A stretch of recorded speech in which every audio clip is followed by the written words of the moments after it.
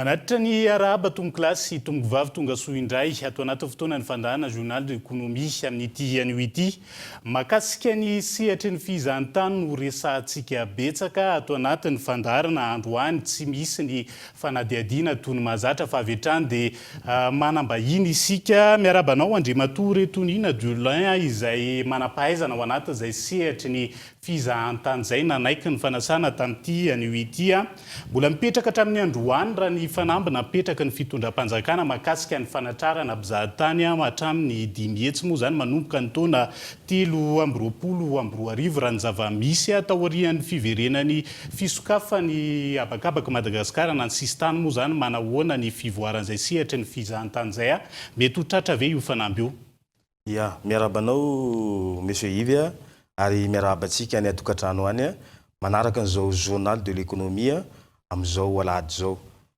Makasika ny fanontanianao hoe ho tratra ve ilay 500 000 touristes à l'horizon 2023 na any amin'ny fiafarany taona 2020.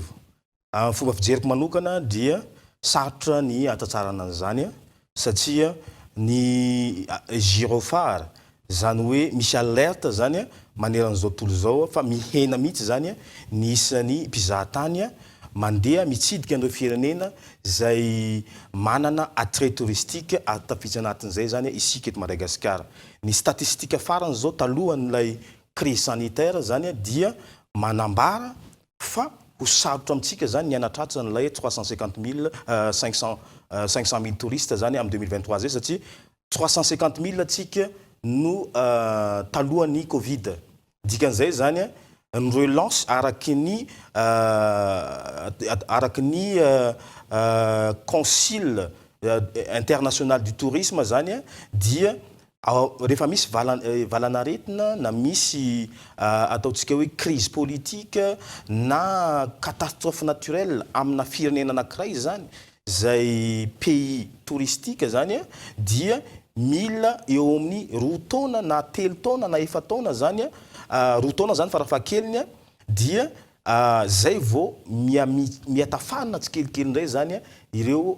fiakaram-pizahatany zany amina firenena anankiray dia tafitsy anatin'izay zany Madagasikara satria isika dia nandalovan'ny valanaretina Covid-19 dia mbola sahirana zany na ny fizahatany ato anatiny ara dia mbola sahirana atsika. Araky ny natsidika eo teo dia manodidina ny 5 alina sy 3 hetsy eo talohany reny ataontsika hoe nisy Covid-19 reny ny isan'ny mpizahatany tonga teto Madagasikara isan'ny taona. Ny fanontaniako ao anatin'izay ianao ny teny hoe mbola hanano sarotra ny fanatrarantsika an'izay mpizahatany manodidina ny 5 hetsy izay noho izay hoe misy an'ireo lafinjavatra samihafa ireo tokony 2 taona na 3 taona aoriana ny ataontsika hoe fanarenana zany vao miatra zay vao tena hoe manomboka miverina milohany ny sehatry ny fizahantany. Fanontaniako anatin'izay manahoana kosa ny fahitanao ny karazany ireo paikady sy ny stratégie entin'ny fanjakana mitondra ny ataontsika hoe fanarenana ny sehatry ny fizahantany amin'izao fotoana. Somary sahirana isika zany hoe ny fanjakana zany amin'ilay stratégie entina relancer indray mandeha zany ny fizahatany indrindra ny avy any ivelany. Raha tsy resaka fotsiny isika ny fifampirarahana amin'ireo kompania fitaterana bakabaka zany hoe ahoana fomba zany ahafahantsika mamerina indray mandeha zany an'ireo kompanie aérienne hiservira ny desserte aérienne zany avy eto Madagasikara makany amin'ireo pays émetteurs. Raha izay ny faharoa manaraka an'izay mbola sahirana ihany koa sika ao amin'ny atao anatiny fizahatany anatiny satria mbola ambany be zany ny ataontsika hoe fahefany malagasy mividy amin'ny resaka fitsangatsanganana zany na ny tourisme satria azadino fa ny fizahatany dia tokony mihoatra ny 420 ora zany hoe tsy maintsy matory miala zany avy amin'ny toerana anankiray dia matory ihany manao fandaniana zany misakafo matory ihany zay vao miverina amin'ny toerana anankiray. Fa raha ohatra hoe mandeha amin'ny toerana anankiray fotsiny izy dia miverina tsy matory ihany fa miverina fizahantany ny anaran'izay fa excursion. Donc zany tokony apetraka mazava tsara ka zay zany mbola tsy takatry ny fahefan'ny vidiny malagasy ka somary sahirana ihany koa tsika na dia misy ary ireo paikady apetraky ny fanjakana amin'ny resaka tsena be ny fizahantany fa tsy dia misy impact ny firy zany aty amin'ny opérateur touristique zany tsena be ny fizahantany zany na zany aty zany nefa zany tsara ihany ny siny zany ataontsika hoe tsena be ny fizahantany zany mba hanairana an'ireo malagasy zay manana fahefa-mividy satria raha ohatra ka tsy afaka makany ivelany izy ohatra hoe mijery ny firenena toa andry Israël na ny Dubai na Egypte dia afaka zany izy mba mitsidika ny valan-javaboary mba mamelona n'ilay fizahantany zany ato anatiny. Iverena kely mahakasika ny fifampirarana amin'ireo kompania pitaterana na bakabaka araka ny nambaranao teo manahoana ny tokony fipetraka io inona ihany koa ny sary tokony aseho ny fitondram-panjakana malagasy ahafahana zany manamora an'izay fifampirarahana amin'ireo kompania pitaterana anabakabaka ireo. Zany hoe tsy mora ny fifampirarahana amin'ireo kompania zay aérienne zany miara-miasa amin'ny eto Madagasikara zany. Fa na zanaty zany dia tokony somary ataontsika hoe mafimafy zany négociation iarahana amin'ireo kompania aérienne reo satria tokony hijery tombotsoa marina fa mijery ny tombotsoany zareo fa tokony hijery koa tsika malagasy zany ny tombotsoany malagasy zany mba hafana misarika mpizahatany aorinan zao aorinan' Covid teo zany satria raha ny zava-misy zany dia tokony hitodikitsika zany any amin'ny pays émetteur hoe iza ireo firenena zay mandefa mpizahatany makaty Madagasikara zany dia izay no anaovana négociation eo amin'ireo kompania aérienne reo fa ohatrany vaovao heniko zao dia tafiditra anatin'ilay kompania aérienne zay miservir ny dessert Madagasikara amin'ny any ivelany zany dia ny Turkish Airlines dia eo zany mampametra fanontaniana hoe le Turkish Airlines ve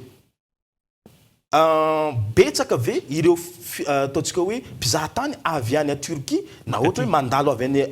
avy any firenena hafa zany mandalo makany Turquie makaty Madagasikara satria raha zay no fandehana zany dia somary tsy dia tsara ihany nanaova négociation raha ohatra ka hoe tsy betsaka le mpizahatany zany avy amin'ilay firenena zany zay miservir an'ilay dessert zany entre Madagasikara sy le firenena any ivelany ka eo zany mila mitodika atsika amin'ireo firenena zay betsaka mpandefa mpizahatany makaty fa raha tsy zany dia lasa ry zareo no mahazo tombony fa isika malagasy zany malasa saina nge raha ohatra ka hoe miverina avy any le fiaramanidina nefa vide izy avy any fa tokony jerena zany hoe aiza ireo firenena zay betsaka mpandefa mpizahatany zay makaty Madagasikara. Andriamatoa Retonina Dulin raha hijerentsika nosy Maurice dia mandidina ny 3 hetsy sy iray tapitrisany aza mpizahatany tonga any an-toerana isatona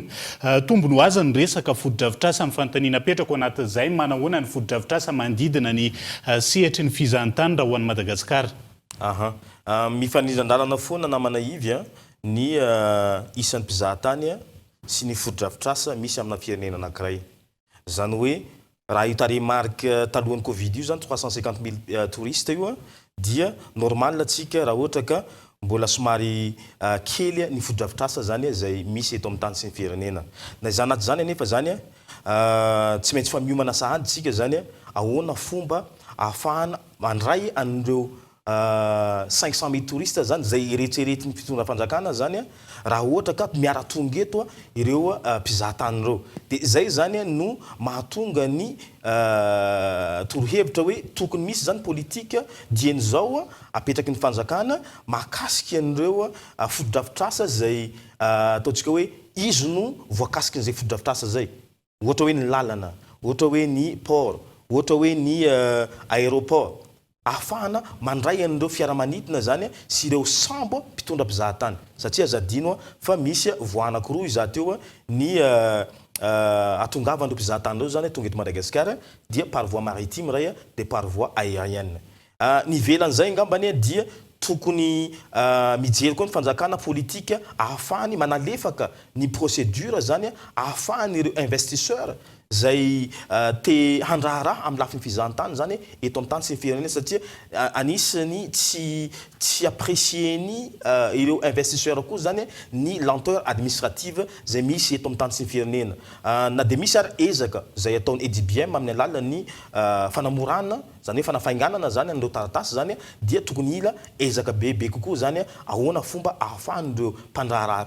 ara-pizahantany reo zany amin'ny lafiny resaka hôtel zay ny resaka lafiny restaurant zay mba hanamora ny fahavitany taratasy haingana zany ka ahafahany tonga de miditra avy hatrany amin'izay investissement zay. Efa niresaka an'izay trano fandraisam-bahiny sy maro avy zay ihany ianao dia ararotiko anatin'izay ny mahakasika an'ity fanontaniana manaraka ity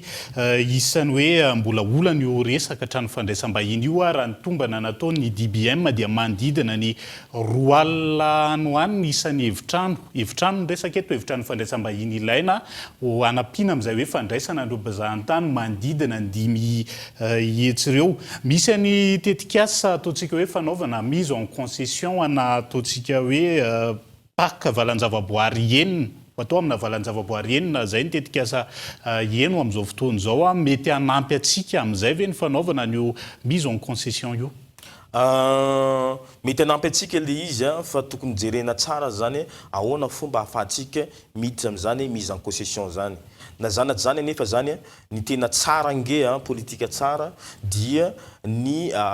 fisarihana ireo mpampiasa vola zany amin'ny lafiny fizahantany satria be dia be nge ny olona any ivelany te hanjara amin'ny lafiny fizahantany eto Madagasikara fa ny sécurité d'investissement zany no tena olana eto amin'ny tany sy ny firenena tsy resaka tourisme ihany zay moa resantsika eto androany fa amin'ny secteur rehetrarehetra zany secteur clé zay misy eto Madagasikara. Na zany nefa zany ninina zavatra ataony fitondram-panjakana zany na ataontsika hoe appellation mise en concession zany na tsy fantako location gérance zany raha ohatra ka marisarisa ny sécurité d'investissement eto Madagasikara zany dia zavapoana ihany zany. Ny ilaina zany dia ahoana fomba ahafahany i fanjakana zany miassurer any investissement zany ndreo investisseur zany zay maniry tia hampiasa volany eto Madagasikara. Raha misy ary ny karazana sosikevitra zao rosinao satria ny ataontsika hoe fandaharana salan'izao dia tsy nataontsika hitondrana tsikera be fatany ihany fa hitondrana ihany koa sosikevitra entina nampiana ny fitondram-panjakana indrindra amin'ny ministera tompon'andraikitra moa zany ao anatin'izany satria vahaolana firenena iombonana ity dia ilaina ihany koa ny fitondrana sosikevitra iombonana ao anatin'izay ka raha misy ny sosikevitra azo arosonao fanarenana aingana ny sehatry ny fizahantany amin'ny androany inona ny tena isan'ny maika indrindra? Ny tena maika indrindra aloha dia ny fahafantarantsika hoe inona ny produit mampiavaka ny Madagasikara. Zay aloha zany mila fantarina satria ireo firenena eran-tany ange zay mampiditra mpizahatany ao aminy dia mahafantatra hoe inona ny produit ho amidiny amin'ireo mpizahatany tonga ao aminy. Zay zany ny voalohany. Ny faharoa indray dia ny sécurité. Tsy esia mpizahatany andeha amin'ny tany tsy milamina zany. Dikan'izay zany mila jerena ihany koa zany ny sécurité, na io sécurité urbaine na io sécurité rurale. Satria matetika dia be dia be ny acte de vandalisme zay mahazo an'ireo mpizahatany zany any amin'ny zone rurale satria noho tsy fampiny ireo mpitandron'ny filaminana zany miassurer ny sécurité n'ireo mpizahatany ireo. Ivelan'izay ngambany zany tena zava-dehibe dia ny formation. Zany hoe vitsy ihany koa zany ny formation amin'ny resaka hôtellerie sy resaka restauration eny fa na ny technique de guidage ary satria azadino fa ny mampalaza antsika dia écotourisme. Dikan'izay zany betsaka ireo mpizahatany zay tsy mijanona amin'ny ville fa mandeha amin'ireo valan-javaboary zay misy karazany betsaka zany eto Madagasikara misy classement telo izay misy ny RNI réserve naturelle intégrale ary misy ny PN parc national ary misy ny RS zany hoe réserve spéciale. Ireo zany anisany mahasarika mpizahatany ka any amin'ny zone rurale ireo. Dikan'izay zany misy guide local zany zay mandray azy any manahoana ny formation ndreo. Dia eo ihany koa ny guide national zay miaccompagner azy miala avy ny vato makany amin'ireo valan-javaboary maro isan-karazany. Zany rehetrarehetra zany dia ilana formation. Izy koa rehefa tonga eto dia misakafo any amin'ny toerana fisakafoanana. Ahoana ny formation ny serveur, serveuse. Araka ny satsika eto dia misy ny classement, ny classification ny hôtel ahafahana ataontsika hoe misatisfaire ny besoin les clients satria azadiny fa samy manana portefeuille ny client tonga aty zany ka raha ohatra izy ataontsika hoe te andehana amina restaurant na hôtel luxe nefa ny tsy bien formé lay personnel lao zany dia lasa ataontsika hoe miteraka déception ho azy zany zay zavatra zay hanika mampihena ny isan'ny mpizahatany tonga aty satria ny service zany ça laisse désirer tsy de mahafinaritra an'zareo de lasa manao communication de bouche à oreille izy avy any namany tokony tonga aty zany lasa mihemotra feny de feny ny fanazavana mahakasika izay ataoko ihany koa fa ampina fahatsika nahita ny mety ho fipetraka izay fanatrarana ny fanambana apetraka ny fitondram-panjakana mahakasika ny fanatrarana mpizahatany dimy hetsy manomboka ho antaona 2024 ny fanazavana nentina teto androany isan'ny songadana atao anatin'izay raha ny sosikevitra de hoe isan'ny mila tsarana ny fiarovana ny fampiasam-bola n'ireo mpandraha rasy samihafa eo ihany koa ny resaka fanatsarana ny fandria palemana afahana misitona na izany ny mpampiasa vola na ireo mpitsidika ny any Madagasikara ihany koa ankasitrahana feno ianao Andriamatoa Retonina Julin manampahaizana ao anatin' izay sehatra ny fizahan-tany nanaiky ny fampizara taminay ny manodidina ny fomba fahitanao azy ny sehatra ny fizahan-tany teto Madagasikara. Makasizaka anao Yves ary makasizaka atsika mpanaraka ny fandaharana le journal de l'économie ny tokantrano any am'izao alahady zao.